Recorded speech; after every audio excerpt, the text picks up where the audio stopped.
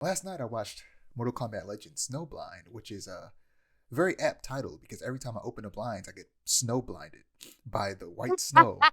But Oh like yeah, snow weather blindness is is real. terrible. Snow. One of the Yeah, things like I like snow at first until after it lasts more than a day, it gets annoying. You wake up in the morning, you open your right, window or you open your door, and you get blinded by all the light reflecting off of the white snow. right. It's like this shit's still out here. Come on, dude. Get flashbanged And every morning. especially if you have to like walk through it afterwards, like, and they didn't salt, because in my neighborhood they didn't salt the streets properly, so it's like only certain sections of sidewalk are salted. All the rest is still super super snowy. You can imagine how that's made my commute to Yeah, work in the morning. I threw away my old pair of boots because they got destroyed.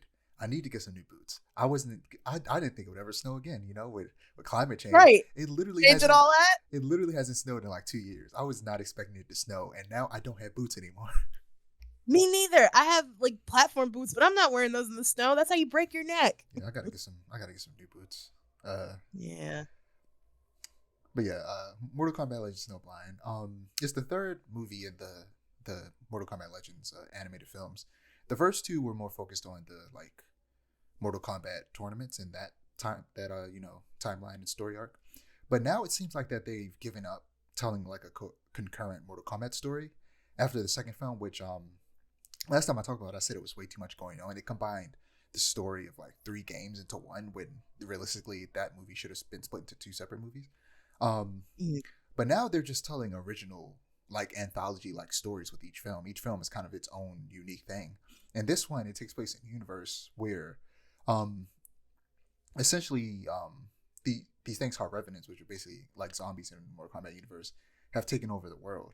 And the survivors live in wastelands with little to no like natural resources.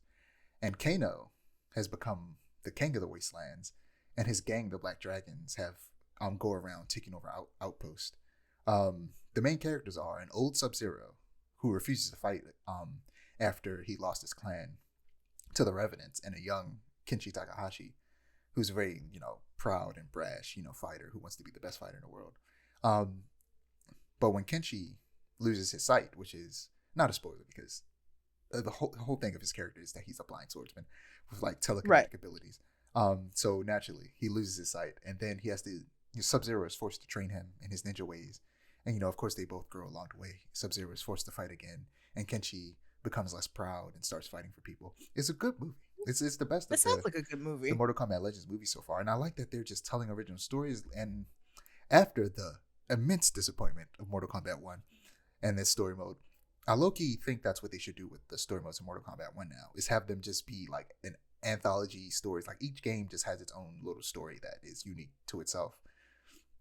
That has nothing to do with anything else since they introduced the multiverse into the Mortal Kombat games.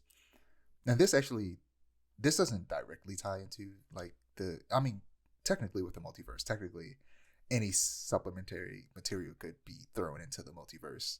So technically, this could be a part of the video game multiverse as well.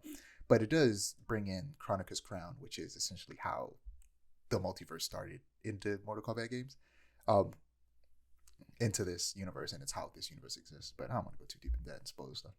But yeah, the last one they made is called Cage Match, and it's starring Johnny Cage naturally. Mm. And yeah, I'm gonna probably watch that later today.